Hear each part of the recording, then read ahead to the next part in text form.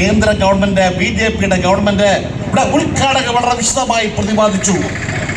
എല്ലാ മേഖലയിലും കോർപ്പറേറ്റ് നയങ്ങളുമായി മുൻപോട്ട് പോകുന്ന ഗവൺമെന്റ്, സമസ്ത മേഖലകളിലും കോർപ്പറേറ്റുകളെ വഴിവിട്ട് സഹായിക്കുന്ന ഒരു ഗവൺമെന്റ് BJP ഗവൺമെന്റ് 2024 അധികാരത്തിൽ വന്നതിന് ശേഷം രണ്ടാമത്തെ ബഡ്ജറ്റാണ് നിർമ്മല സീതാരാമൻ 1-ാം തീയതി പാർലമെന്റിൽ അവതരിപ്പിച്ചത്.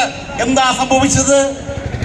ആ 1-ാം തീയതി അവതരിപ്പിച്ച ബഡ്ജറ്റിൽ ഇന്ത്യയിലെ കർഷകർക്ക് വേണ്ടി യാതൊരു സഹായങ്ങളുമില്ല. നമ്മുടെ രാജ്യം കാർഷിക രാജ്യമാണ് നമ്മുടെ രാജ്യം. നമ്മുടെ ജനങ്ങൾക്ക് ആവശ്യമായ ഭക്ഷ്യോൽപ്പന്നങ്ങൾ ഉൽപ്പാദിപ്പിക്കുന്ന കർഷകർക്ക് വേണ്ടി ആ ബഡ്ജറ്റിൽ ഒരു പ്രഖ്യാപനങ്ങളുമില്ല. നമ്മുടെ രാജ്യത്തെ തൊഴിലാളി വർഗത്തെ സഹായിക്കുവാൻ വേണ്ടി ഒരു തീരുമാനങ്ങളുമില്ല നിർമ്മല സീതാരാമന്റെ ബഡ്ജറ്റിൽ. ആ ബഡ്ജറ്റിൽ കോർപ്പറേറ്റുകൾക്ക് വഴിവിട്ട സഹായങ്ങൾ ചെയ്തു കൊടുക്കുന്ന ബഡ്ജറ്റാണ് നിർമ്മല സീതാരാമൻ ഇവിടെ പ്രഖ്യാപിച്ചത്. നമ്മൾ ഓർക്കുന്നില്ലേ 2020 ഇന്ത്യയിൽ നടന്ന ഉജ്ജ്വലമായ കർഷക സമരം?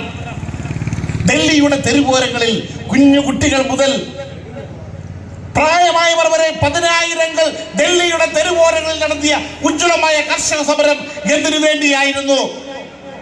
ഇന്ത്യ എന്ന കർഷക രാജ്യം അത് കോർപ്പറേറ്റുകൾക്ക് തീരെഴുതി കൊടുക്കുവാൻ വേണ്ടിയുള്ള തീരുമാനങ്ങളുമായി നരേന്ദ്രമോദിയുടെ ഗവൺമെന്റ് പാർലമെന്റിൽ വിവാദമായ കാർഷിക നിയമങ്ങൾ അവതരിപ്പിച്ചു.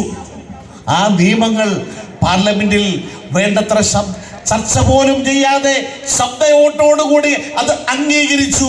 അത്തരമൊരു സാഹചര്യത്തിലാണ് ഇന്ത്യയിലെ കർഷകൻ അതിശക്തമായ സമരവുമായി വന്നത്.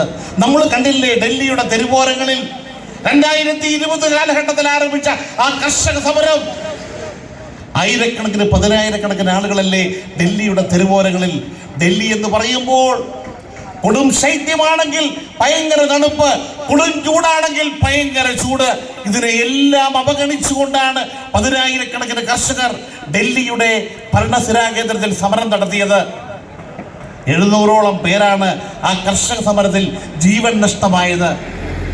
ആ കർഷക സമരം നടത്തിയ ആ കർഷകരുമായി ചർച്ചയ്ക്ക് പോലും തയ്യാറല്ല എന്നുള്ള നിഷേധാത്മകമായ നിലപാടുമായി നരേന്ദ്രമോദിയും BJP-യും മുൻപോട്ട് വന്നപ്പോൾ എന്താ സംഭവിച്ചത്?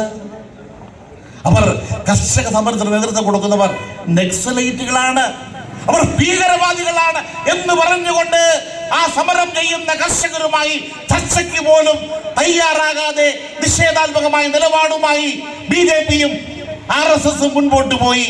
എന്താ സംഭവിച്ചത്? അവിടെ നടന്ന ഉജ്ജ്വലമായ സമരം 2021 ജനുവരി മാസം 26-ാം തീയതി